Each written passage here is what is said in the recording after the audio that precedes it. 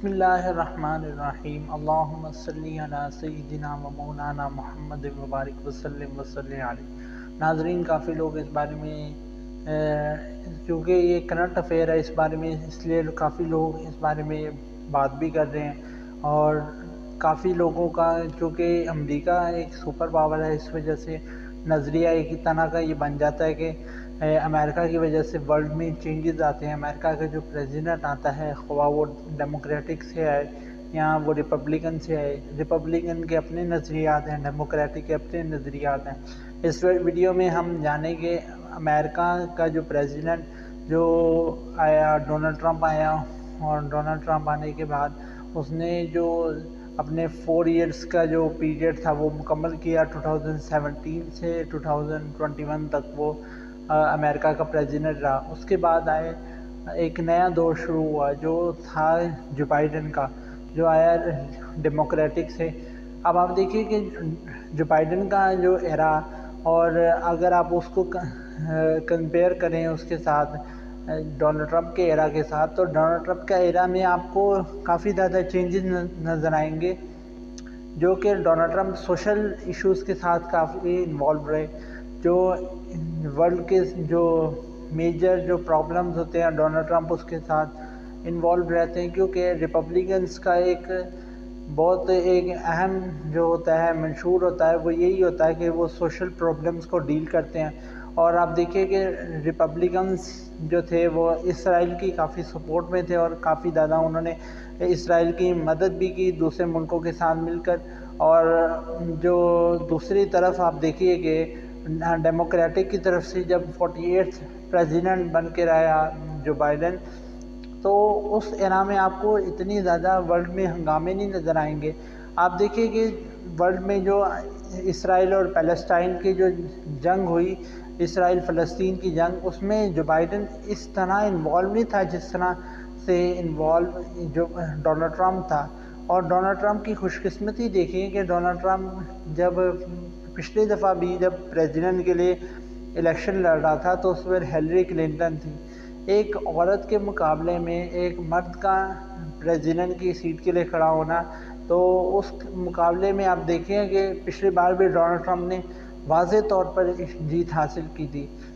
270 electoral votes کا جو ایک مائل سٹون ہوتا ہے، اس کو اچیو کرنا ہوتا ہے، اور ڈونلڈ ٹرمپ اس کو اچیو کرنے میں کامیاب رہے۔ اور اس کے بعد آپ دیکھیں کہ جب آپ پہنچتے ہیں نا اس کے ایرا میں، ڈونلڈ ٹرمپ کے جو اب نیو ایرا سٹارٹ ہونے والا ہے، جو اب جو ڈونلڈ ٹرمپ پریزیڈنٹ بنا ہے، اس کے بعد آپ دیکھیے کملا ہیرس 227 آئی تھنک اتنے الیکٹورل ووٹس ملے، اور اس کے مقابلے میں ڈونلڈ ٹرمپ کو 279 الیکٹورل ووٹس ملے۔ تو ایک یہ بہت بڑا مائل سٹون ہے جو آپ دیکھیے کہ ڈونلڈ ٹرمپ اچیو کر چکا ہے، کیونکہ اس کے مقابلے میں جو اس کی اپوزیشن پارٹی تھی ڈیموکریٹک کی طرف سے، وہ ہمیشہ عورت ہی کھڑی ہوئی۔ پچھلی دفعہ بھی عورت کھڑی ہوئی، اس دفعہ بھی عورت کھڑی ہوئی۔ اب آپ دیکھیں اس تازہ ترین اپڈیٹ کا، اس خبر کا اس سے کیا تعلق ہے کہ پاکستان میں کیا چینجز آئیں گے، کیونکہ اسرائیل کے ساتھ کیا چینجز آئیں گے، کیونکہ آپ کو پتہ ہی ہے کہ ڈونلڈ ٹرمپ ہے وہ اسرائیل کی کافی سپورٹ میں رہتا ہے، اور اسرائیل اور جیسا کہ اس پر ایران اور باقی جو طاقتیں ہیں، وہ اسلامی طاقتیں جو ابھی بھی اسلام کے جو ہے نا غیرت اور حمیت ہے اس کا جذبہ رکھتی ہے، تو وہ طاقتیں تو اس کے اپوزیشن میں وار کر ہی جا رہی ہیں۔ جب اسرائیل جو ہے وہ کوئی شرارت کرتا ہے، کوئی ایسا ہی ایکٹیویٹی پرفارم کرنے کی کوشش کرتا ہے، تو اس کے اپوزٹ ہمارے جو اسلامی لیڈر ہیں وہ ہمیشہ کھڑے رہتے ہیں۔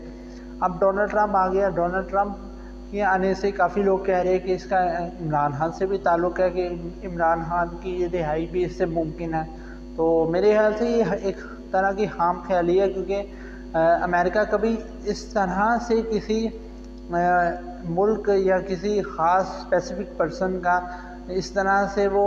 ساتھی نہیں رہا کہ وہ اس کو بچانے کے لیے اقدام اٹھائے گا۔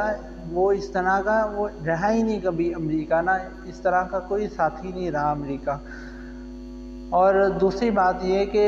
امریکہ کا کسی خاص ملک کے کسی خاص لیڈر کے ساتھ کوئی اس طرح کا اب نہ ماضی میں کوئی آپ کو ملتا ہے کہ وہ سگے بہن بھائیوں والا رشتہ ہو، نہ اب آپ کو ملے گا، کیونکہ امریکہ صرف اپنے فائدے کے لیے لوگوں پر جو ہے وہ اپنا جو پیار نشاور کرتا ہے، ورنہ اس کے اندر فائدہ نہیں ہے اس کا کوئی۔ ہاں، امریکہ کا جو ڈونلڈ ٹرمپ کے ساتھ جو ایک رویہ تھا، چونکہ اس ڈونلڈ ٹرمپ کے نظریات کی وجہ سے، اور اب ریپبلکن کے ایک منشور ہے کہ وہ جو ہے وہ سوشل پرابلم سے زیادہ جو ہے گلوبل پرابلمز میں انوالو رہتی ہیں، ورلڈ کی پرابلمز میں انوالو رہتی ہیں۔ اپنے کنٹری کے جو ہیلتھ کیئر سسٹم ہے، ڈیموکریٹکس ہوتے ہیں، وہ اس چیز پہ زیادہ فوکس کرتے ہیں،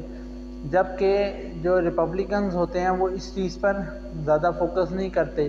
وہ کہ وہ ہیلتھ کیئر کے پروگرامز کی طرف زیادہ جائیں۔ گورنمنٹ ہیلتھ کیئر کے پروگرام کو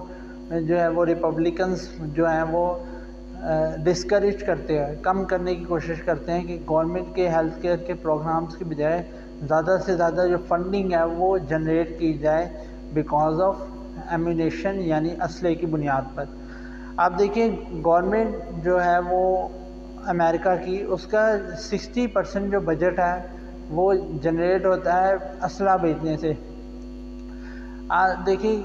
دیکھیں گے کہ دنیا میں کہیں بھی دو ملکوں کی جنگ ہو رہی ہوتی ہے تو تیسرا بیچ میں امریکہ آ جاتا ہے، وہ ایک کو ہتھیار دیتا ہے اور دوسرے کو اس سے بچنے کے لیے